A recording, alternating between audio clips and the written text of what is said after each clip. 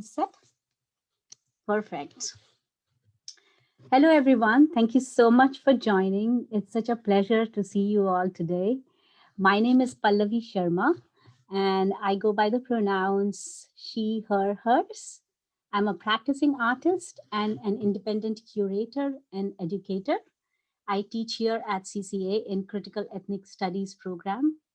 I'm very thankful to Creative Citizens in Action initiative at CCA for this opportunity to organize and host Catalyst for Change Asian American Narratives, a series of artist talk featuring San Francisco Bay Area Asian American artists, curators who integrate their identity, personal and community experiences, and address social and political issues through their artwork. In past segments, we had artist and curator Realin de Guzman, Irene Vibava, Reiko Fuji, and today we have Ellen Bepp. Welcome, Ellen. A very warm welcome to you. Thank you so much for accepting my invitation. I would like to begin our session with land acknowledgement. California College of the Art campuses are located in Houston and Gilliam, also known as Oakland and San Francisco, respectively, on the unceded territories of Checheneo and Ramaytush Ohlone peoples who have continuously lived upon this land since time immemorial. We recognize the historic discrimination and violence inflicted upon Indigenous people in California and the Americas, including their forced removal from their ancestral lands and the deliberate and systematic destruction of their communities and culture. CCA honors Indigenous peoples, past, present, and future, here and around the world, and we wish to pay respect to local elders, including those of the lands from which you are joining us virtually today. If you are unsure of whose land you are currently residing upon, we encourage you to visit nativeland.ca. Thank you. This program is part of the Creative Citizens in Action initiative at CCA and is funded by an endowment gift to support the Deborah and Kenneth Nowak Creative Citizens series, an annual series of public programs focused on creative activism. I would like to read out a little bio of Ellen.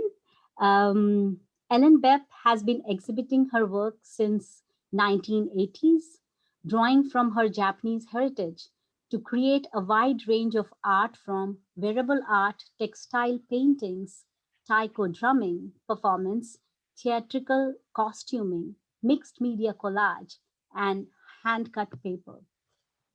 She remembers being exposed to Japanese art at an early age, inspired by her immigrant grandparents. Her subsequent interest in the folk art traditions of Asia and Latin America led her to textiles art research in indigenous communities of Guatemala, Peru, and Mexico, as well as humanitarian and cultural exchange projects in Nicaragua, Cuba, and Mexico. Such activities have informed much of her art, which addresses issues of displacement, political identity, and social injustice, including World War II, American concentration camps, and the genocide of indigenous people. Since 1980s, she has exhibited her art nationally, including at the Oakland Museum of California, the Berkeley Art Center, Mission Cultural Center, Jamaica Art Center of New York, Soma Arts Cultural Center, and others. In 1988, she co-founded 911 Studios, an artist-owned live-work complex in Oakland, where her studio is still based. Welcome, Reiko. Sorry. Welcome, Ellen. It's like Reiko is on my mind. That's my middle name. It's okay. Yes, yes. Yeah, sure. We'll have first 45 minutes of Ellen's presentation, and then it will be followed by Q&A session. At that time, we will switch off the recording so that we can have a candid conversation with Ellen. Um, Take it from here, Ellen. Thank you so Great. much. Thank you. Thank you, Pallavi. And I'm really excited to be able to speak to you and your class, and wonderful to see familiar faces too on the screen. I just want to warn you, my internet gets kind of shaky, so I don't know what's going to happen. So just to let you know, okay. So what I'm going to talk about today is kind of a combination of a history lesson and a, let's see, hold on. A history lesson and an autobiography and a art show all in one. So first of all, I want to say that I didn't actually set out to become an artist. Art sort of found me, and it's been an evolution and it's still evolving. So I'm going to share my screen right now and get right into it.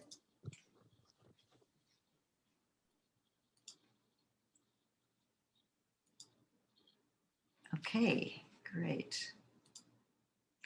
So first I'm going to take you back to the old days when I was born. And this is actually a historical photo of the Santa Clara Valley. And this is where I grew up over 70 years ago. And I remember it being a rich agricultural area, lots of small farms, fruit orchards all around. And this was way before it was called Silicon Valley. So it was a whole different place. It was quite beautiful, and it was popularly called the Valley of Heart's Delight.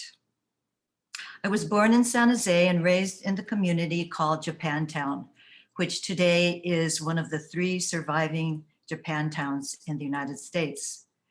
My parents were actually born in San Francisco. Oops. All right. And so they were 2nd generation Japanese Americans, or the term in Japanese is Nisei. They moved to San Jose in the late 1930s, where my dad started a small fertilizer manufacturing business. He served the small farmers and flower growers in the valley and on the peninsula, many of whom were Asian American. My mother's cousins owned a small farm in Santa Clara. And this is a photo of my mom in front and her mother, her sister and cousin hanging out behind.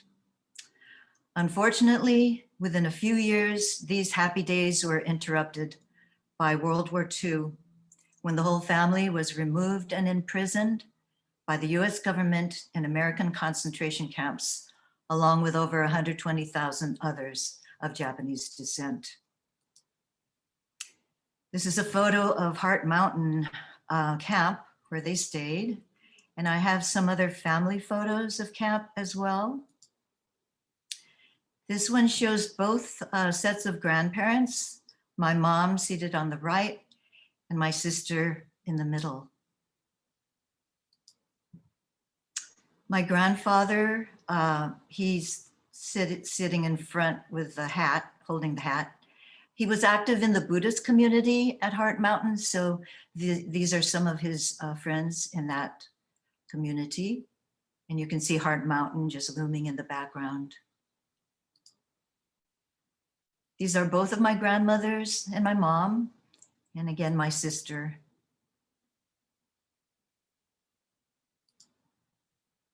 My sister Celia was 3 years old when they were taken to camp. And so she was 3rd generation Japanese, as I am, a Sansei. And so she spent her toddler years basically behind barbed wire.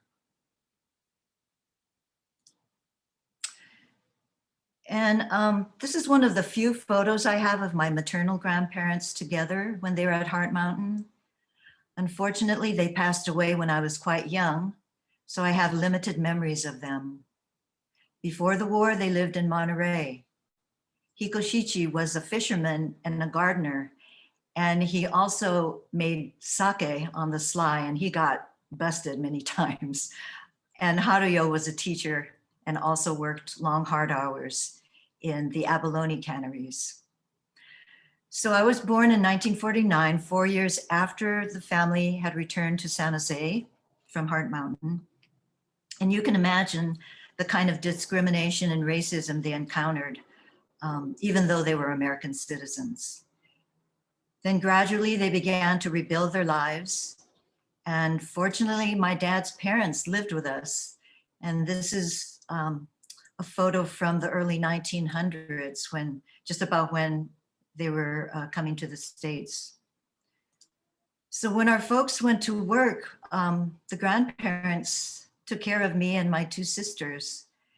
And the blessing was that this is how I got exposed to Japanese art and culture at an early age, because they were both quite artistic.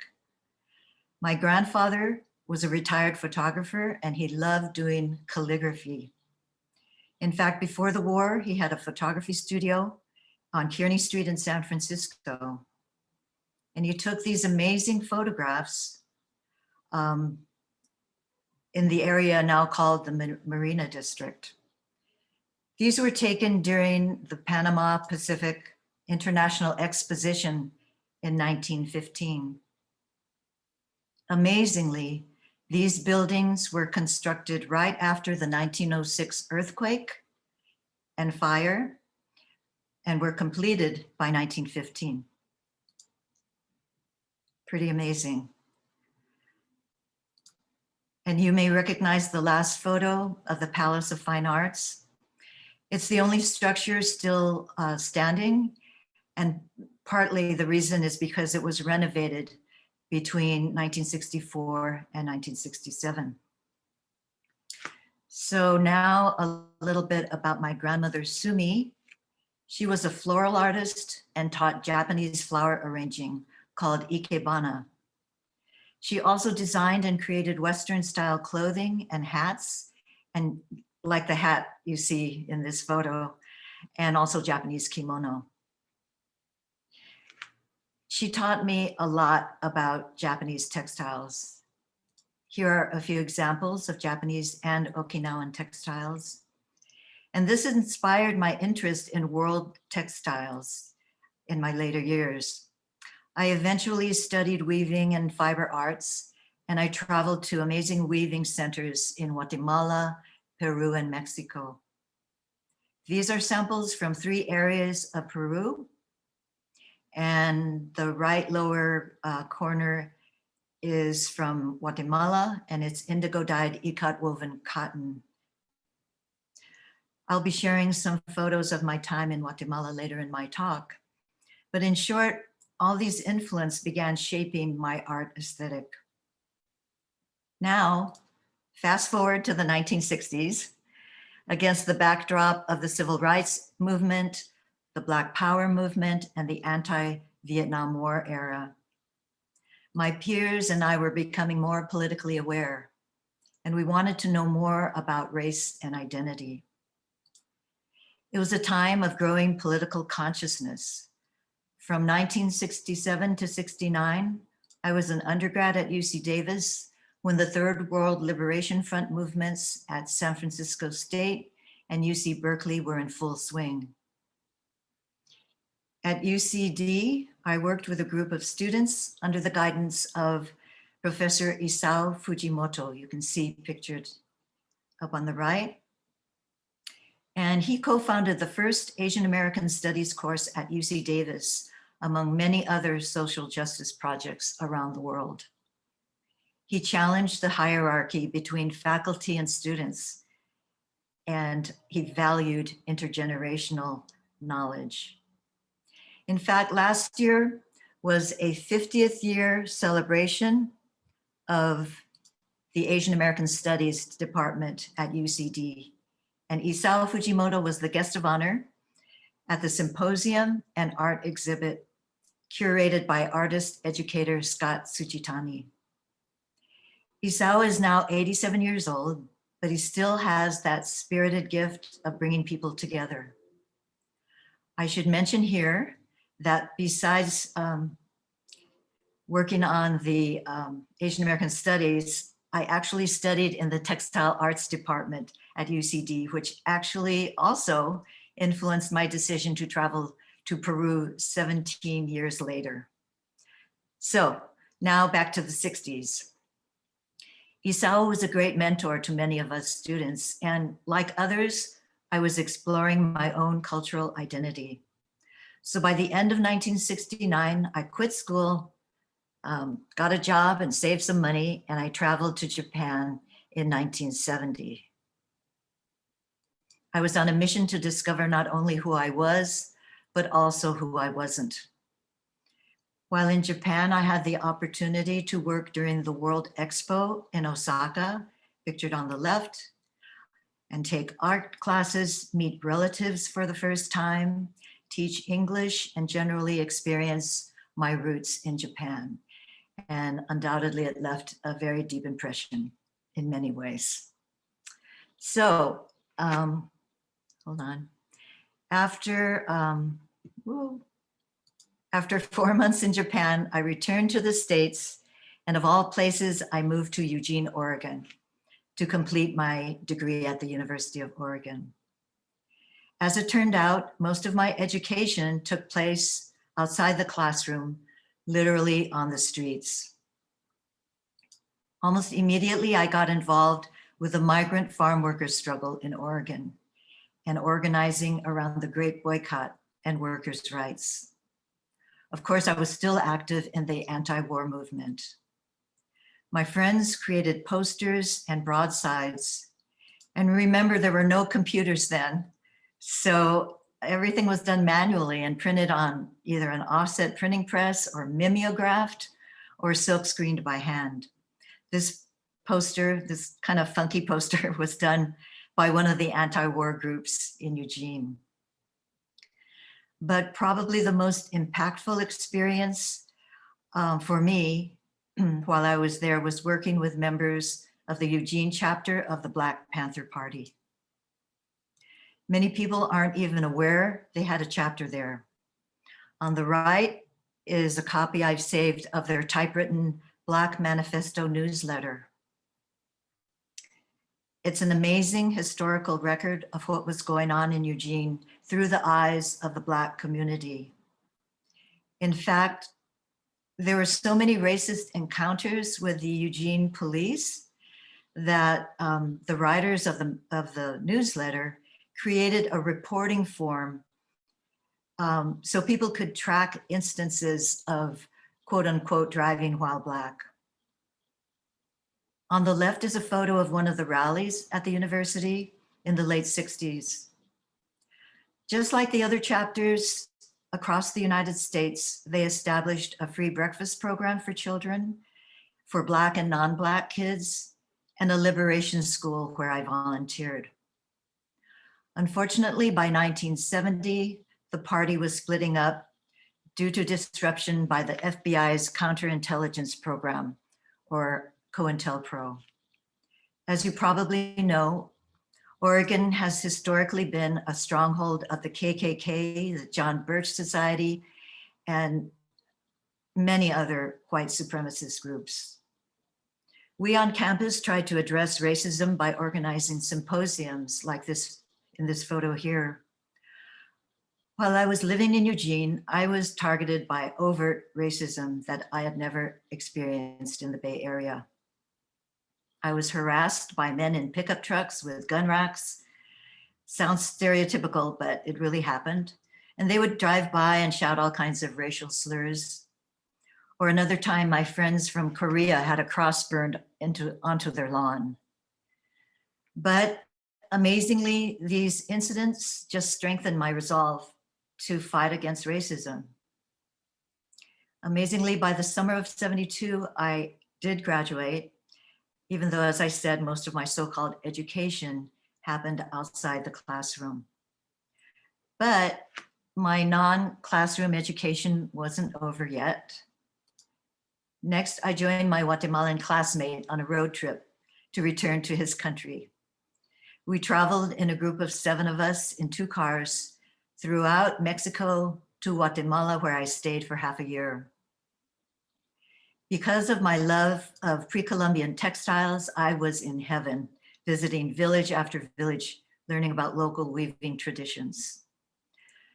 But most memorable was moving to a tiny village called La Bola de Oro in the highlands. Thanks to my Guatemalan friend, I was introduced to a Cachiquel Mayan indigenous family who I would stay with for 7 weeks. This is Maruca carrying baby Ophelia and her husband Esteban.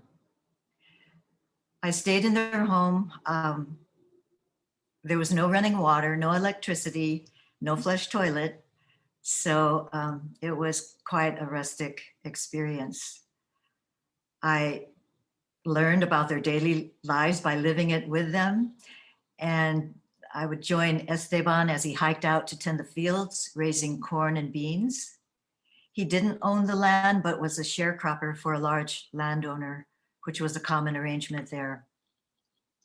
On other days, I would do the chores with Maruca, cooking beans, grinding corn for tortillas, gathering wood to build the kitchen, wash clothes, like you see on the left side, or walking several kilometers to get water from a community well. And if you ask me, Maruca had a much harder life than Esteban. Pictured here is the neighbor who was a weaver. She generously showed me some backstrap weaving techniques. And I tried my best, let's put it that way. Besides learning about their culture of hand-woven textiles, I also learned about their long history of political oppression and hardship. I believe that experience has had one of the deepest effects on my life and my art. It was very difficult to leave Guatemala as I had developed quite a kinship with the family and the culture. And sadly, 2.5 years after I left, their whole community perished in the earthquake and floods of 1976.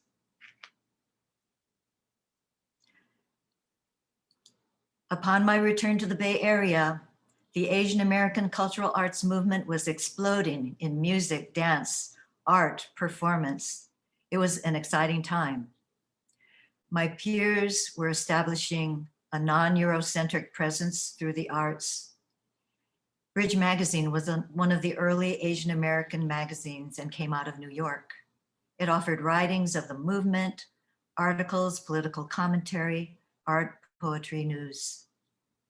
For many of us, it was starting to feel like we as Asian Americans were finally being seen. There were very few positive Asian role models in the media. If anything, we experienced racist stereotypes, or we just didn't see ourselves at all.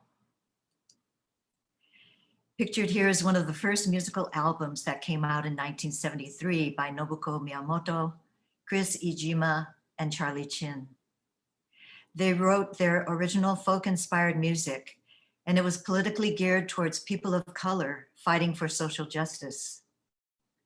Today, Nobuko continues her activism through her multicultural organization called Great Leap, promoting cross-cultural exchange through creative practice. The band Hiroshima emerged in LA in 1974. They're still performing and touring, and we're in the forefront of introducing a fusion of R&B and pop music, known for incorporating Western and Asian instruments. Pictured on the right shows a common scene in those days. Musicians would get together and do these impromptu jam sessions with friends. This magazine called East Wind came out in the 80s and published information about politics and culture of Asians in the US. It included examples of what was happening in the visual arts at the time, so I was really drawn to this magazine. Artists and their art were featured like in this Portraits Visions section, including Tomie Arai, Orlando Castillo, Santiago Bos, and Yongsun Min. I'd like to read this descriptive paragraph. Quote, contained in these visual artworks are stories of Asian American life. They affirm an Asian American experience marked by the richness of various national ancestries and diverse cultural traditions. These pieces project the multidimensionality of a people's experience, expressing their spirit, personality, and living motion.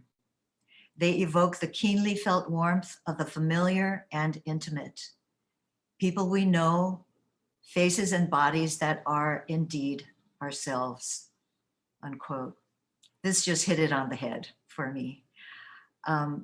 Here are two of the artist's works. Tomie Arai, her Portrait of a Chinese Family, 1984. Tomie is also still very active in the arts and social justice movement in New York. She's a highly respected artist and activist. This is Orlando Castillo's Sugar Workers of Negros, 1986. He believed that, quote, art is not merely a creation of the mind, but the mirror of the artist's involvement with his surroundings and his life experiences, unquote. Today, this magazine has returned online as Eastwind E-Zine, headed by one of the original editors, the prolific and multi-talented Eddie Wong. In this theater arts was Sachiko Nakamura, who was at the cutting edge of performance art. Her shows were based on her personal life story as an Asian American woman. And this was something totally new to us. On the right, you can see Robert Kikuchi Ngoho, a multi-talented musician and performer back in the day. And he and his wife, Nancy Wong, established the Asian American storytelling duo Ethnotech. They're still very active in the Bay Area and internationally, and are celebrating their 40th anniversary as Ethnotech next year, I believe. So these examples are just a tip of the iceberg. I couldn't show you all these examples I wanted to. There was such an abundance of creativity, and it got everyone very excited to keep creating. People felt the need to express themselves in new ways. And for me, it was just beginning. In 1974 came the opportunity for me to study taiko with Grandmaster Seiji Tanaka, founder of San Francisco Taiko Dojo, the first taiko group established in North America. So I joined a group of Asian Americans in the South Bay, and we became the original performing members of San Jose Taiko. There were 7 of us originally, 4 of us women, which was unusual or unheard of since women in Japan were not allowed to play at the time. That fact motivated me even more to stick with it, no matter how intense the training was. And believe me, it was grueling. Here we're pictured on a float in a parade in San Francisco when the Emperor of Japan was visiting. Playing taiko was an uncharted form of self-expression at the time. Since most of us were Japanese Americans, our experience here was quite different from that of a person born in Japan. Our music was influenced by American and world music, including jazz, rock, African rhythms, Latin percussion. But as we discovered our voices through playing taiko, 2 of my colleagues and I, Linda Ito and PJ Hirabayashi, decided to establish a wearable art business collaboration called Earthenware. This was another form of Asian American self-expression, creating our own line of contemporary, ethnic-inspired clothing. It was also a way for me to integrate my love of textiles of Asia and Latin America. I got to travel to Peru to visit indigenous weavers and traditional dyers. I met Japanese Peruvians and learned about their history as well. I continued to approach the world textiles as a way to make connections between cultures and people.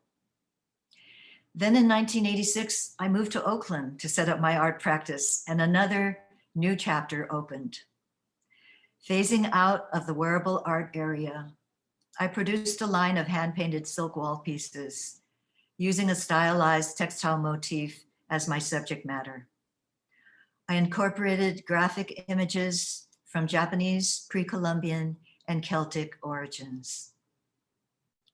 In 1988, I co-developed an artist live-work complex we call 911 Studios, where I continue to maintain my studio today.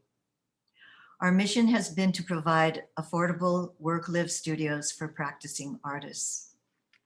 By 1990, I met Flo Wong and Betty Cano, co-founders of AWA, the Asian American Women Artists Association.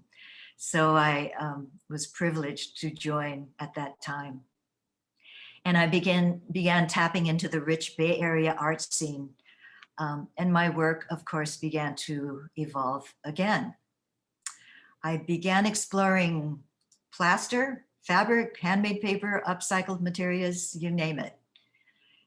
As I became involved in a few humanitarian and cultural exchange projects in Nicaragua and Mexico, my art began to reflect what I witnessed in those places, especially after visiting various sacred places or sacred sites. I also drew inspiration from my experiences living in Guatemala. I met artisans in their villages and witnessed their difficult way of life. They shared their origin stories that colored my art. I volunteered at a primary school for Indigenous Mexican children and observed blatant racial injustice. As I looked through this lens of the struggle of Indigenous peoples, I dug deeper into their histories of oppression. These pieces address the genocide of Indigenous peoples of North America. In this triptych entitled Legacy, rough wood and soil come alive with the names of many of these Native peoples, with the accusations of the betrayed, yearning for truth and justice. It was included in an exhibit at the Mission Cultural Center in San Francisco and also at the Jamaica Arts Center in New York, commemorating the 500th anniversary of the invasion of Christopher Columbus to the Americas. These two pieces honor the Zapatista indigenous movement in southern Mexico, which I created right after the massacre of 45 indigenous people by federal troops in the town of Acteal, Chiapas, Mexico in 1997. My art also has dealt with issues around immigration. These pieces were part of a series, specifically the imprisonment of Asian immigrants at the Angel Island immigration prison in the early 1900s. This piece entitled Missed Fortunes spoke to more of the xenophobia and racial hysteria against Asians at the turn of the century. Sadly, we continue to witness the same type of hysteria in today's America. I also have addressed the World War II mass incarceration of Japanese Americans, like this piece called The Writing on the Wall. As we know, racism and xenophobia didn't just pop up in 1941 when the war started. And I wanted to highlight that fact. Using distressed materials, I tried to conjure up a sense of desolation and neglect, a weathered chunk of wood, the altered remains of an Asian-style screen, images of barracks. As you get closer, you can see continuous lines of typewritten text, which are actual racist slurs I took straight from history books from the early 1900s. In this piece called The Game of Go, I refer to one of my grandfather's Kiroku's pastimes, playing this Japanese board game of intense strategy, attacks, and counterattacks, like those used in war. I incorporated this metaphor of a board game to refer to how the US government used various strategies to round up the Japanese and put them away, like pawns in a game.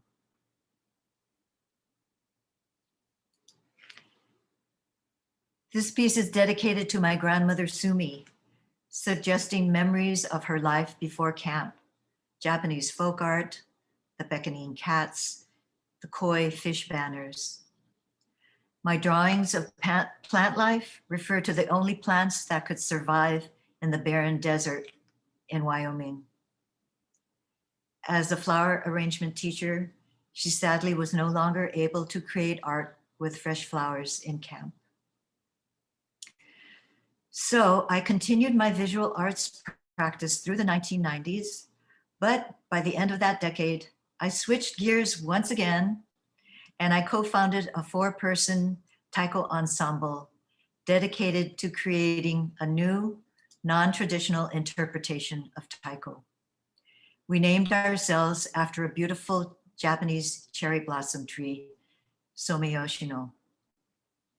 We created all of our own choreography and compositions, sometimes blended with non-Japanese instruments.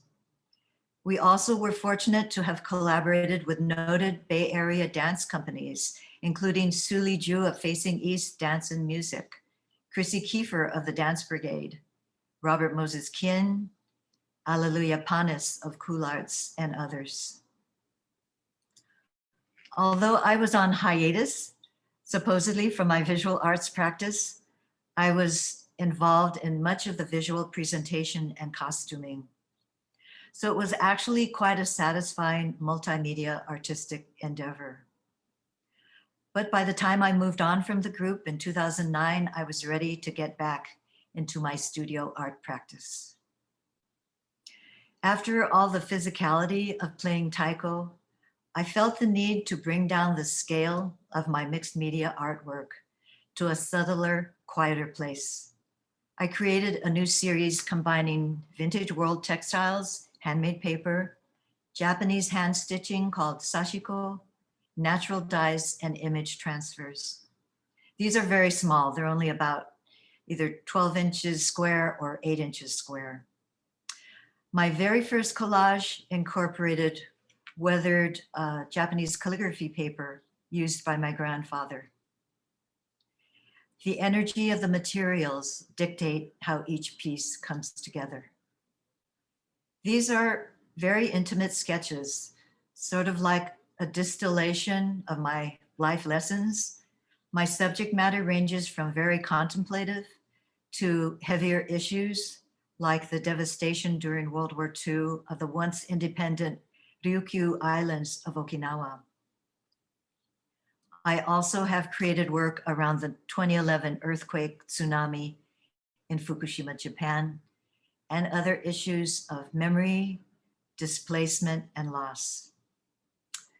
So we're almost to present day. In 2014 and 2015, I was an artist in residence in Oaxaca, Mexico. The first year I was there, I studied natural dyeing on handmade paper, as you could see on the left. I explored using Mexican indigo dyes on paper instead of fabric. On the right is a portion of my Day of the Dead altar and installation. I also began exploring the hand-cut paper process, inspired by the Mexican papel picado and Japanese katagami cut art forms. While traveling in the nearby state of Puebla, I visited the workshop of an Otomi Indigenous artist who created traditional amate bark paper, like on the right, originally used for ritual purposes. These hand-cut figures were cut out by shamans into shapes that are said to enclose the spirits of plants and gods.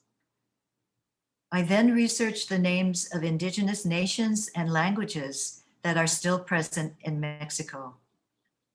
On the left, you can see the names of 68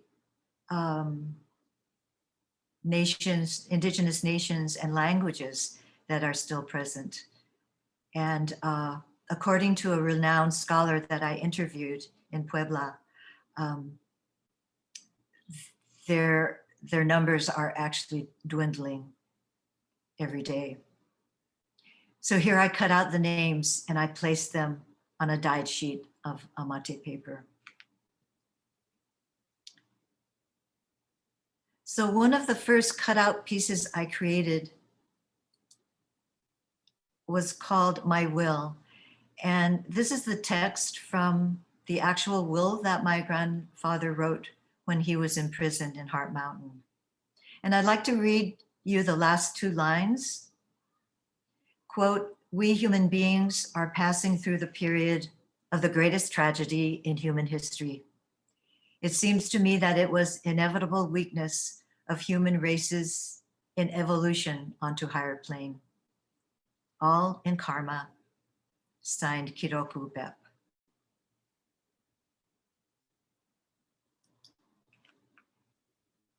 This piece is called La Venganza de los Milagros, which is a statement of resistance against the US administration's border wall.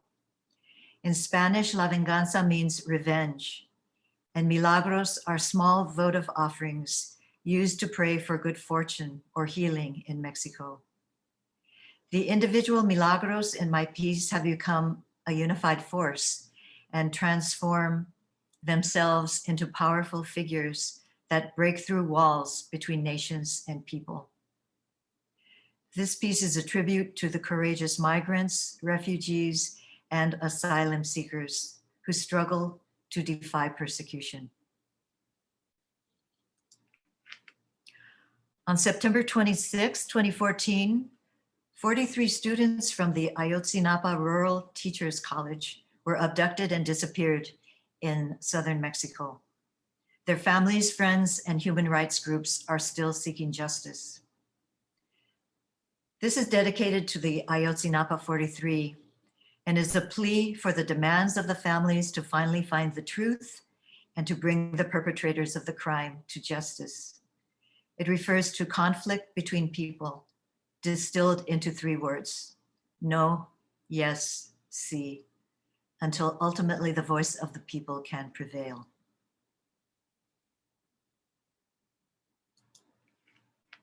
So I had just returned from Oaxaca, and I was just overwhelmed with all the news of more killings of unarmed African Americans to police violence. And this was soon after Michael Brown had been murdered in Ferguson. Somehow I needed to address this in my art. So I found the names of 100 Black women and men who were killed that year, and I started cutting their names as a symbolic gesture to honor their lives. As we know, there were many, many more killed.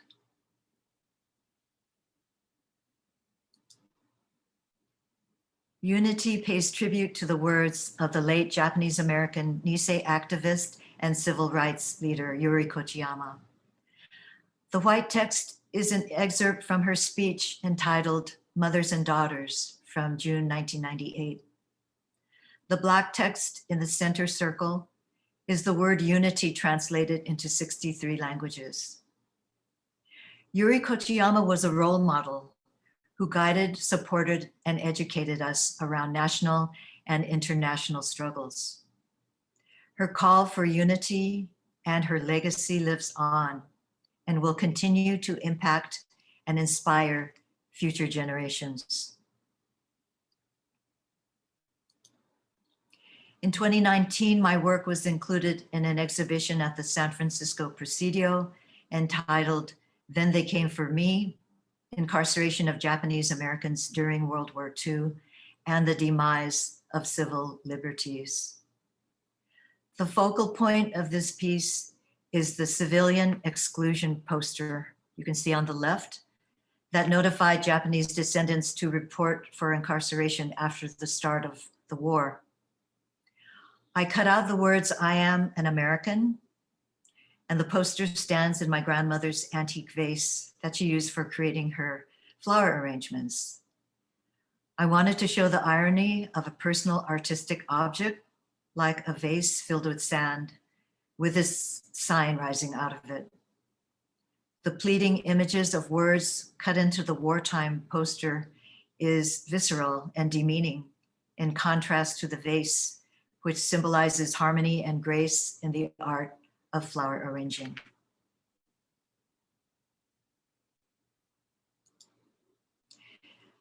I created this piece at the beginning of the pandemic last year, initially to honor those imprisoned during World War II, but I also wanted to honor the present asylum seekers and migrant families who have been separated, put in detention prisons, or are languishing in refugee camps at the border.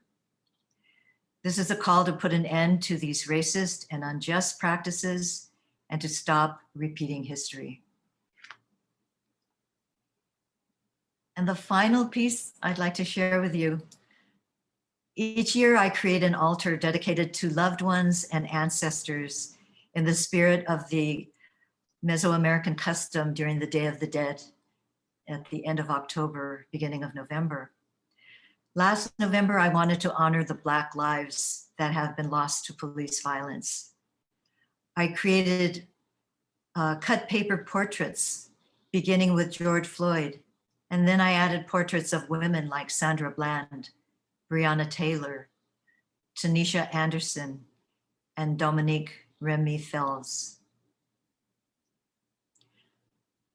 I'm now continuing to create more portraits of women who have perished, including Cherise Francis, Rikia Boyd, and Miriam Carey.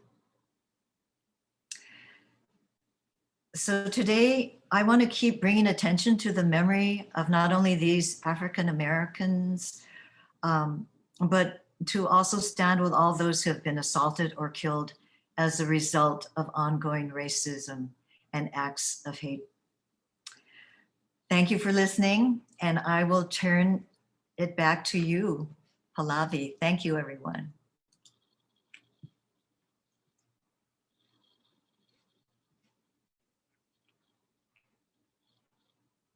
Still muted. Yeah.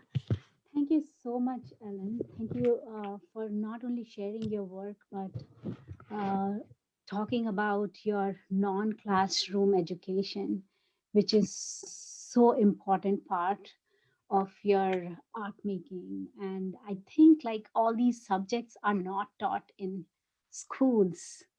And this is alternate history, and we all need to learn about it some other days.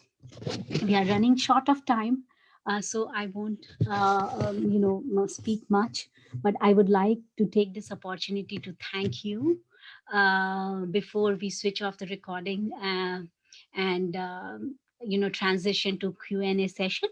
I would also like to thank two wonderful people, Brandis Hafthor's daughter, Gallery Manager, Exhibitions and Public Programs at CCAA.